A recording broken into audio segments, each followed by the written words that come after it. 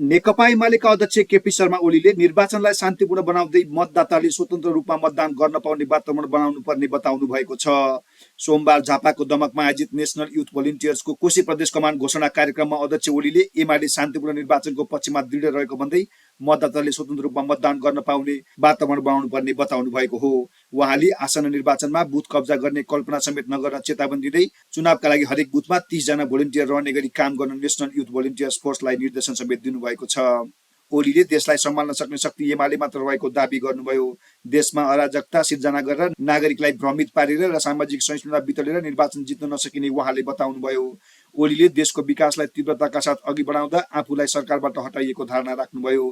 आफूलाई सरकारबाट हटाएपछि देश ड्राइभर बिनाको गाडी जस्तो भएको भन्दै ओलीले देश कुद्नका लागि आफू सरकारमा आउनुपर्ने तर्क गर्नुभयो। उहाँले केही व्यक्तिहरूले आफूलाई भावी प्रधानमन्त्रीको रूपमा घोषणा गर्दै हिँडेको र प्रधानमन्त्री बन्ने भन्ने कुरा ख्याल जस्तो लागेको बताउनुभयो। आफूहरू भिजनका साथ समृद्ध नेपाल सुखी नेपालीको स्पष्ट योजना र गन्तव्यसहित अघि बढेको उहाँको भनाइ छ। चुनावमा नेकपा एमाले चुनाव शान्तिपूर्ण ढङ्गले गर्न चाहन्छ।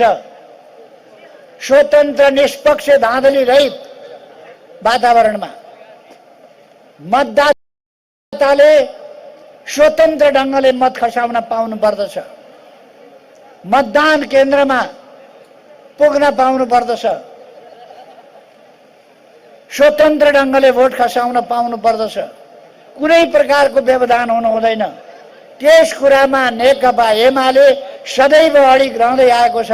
अहिले पनि अडिग छ, फेरि पनि अडिग रहनेछ। कसैले बुथ कब्जा गर्छु भन्छ भने त्यो कल्पना नगरे हुन्छ। बुथ कब्जा गर्ने कसैले छुट पाउनेवाला छैन। यति बेला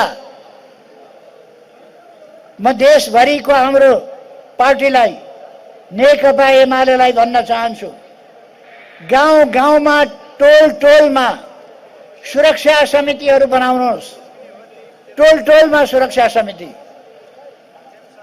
र नेशनल भोलिन्टियर फोर्स बनाउनका लागि नेशनल भोलिन्टियर फोर्सका युवाहरूलाई पार्टीले सहयोग पुर्याउनुहोस्।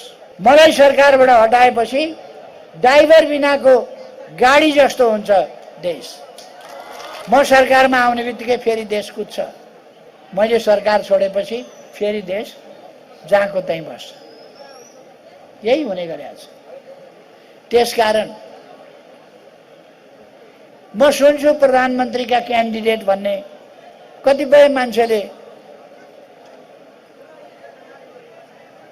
तपाईहरुले बच्चा बच्चीलाई सोध्यो भने के हुने भन्यो भने तिमी के हुने भन्यो भने उसले प्रधानमन्त्री पनि भन्न सक्छ, राष्ट्रपति पनि भन्न सक्छ, तर त्यो बच्चा भइहाल्ने त होइन नि त। उसले आफूलाई घोषणा गरिदिन्छ। यस्तै मान्छेहरूलाई लाग्यो ख्याल जस्तो लाग्यो मान्छेहरूलाई भन्ला। तर हामी एउटा भिजनका साथ, एउटा गन्तव्यका साथ समृद्ध नेपाल सुखी नेपाली बनाइ छोड्ने उद्देश्यका साथ हामी काम गरिरहेका छौँ। यस जिल्लाको विकासको जिम्मा मेरो, तपाईहरु ढुक्क हुनुहोस्। यस प्रदेशको विकासको जिम्मा मेरो, तपाईहरु ढुक्क हुनुहोस्। र यस देशको सिङ्गै देशको विकासको जिम्मा मेरो, तपाईहरु ढुक्क हुनुहोस्।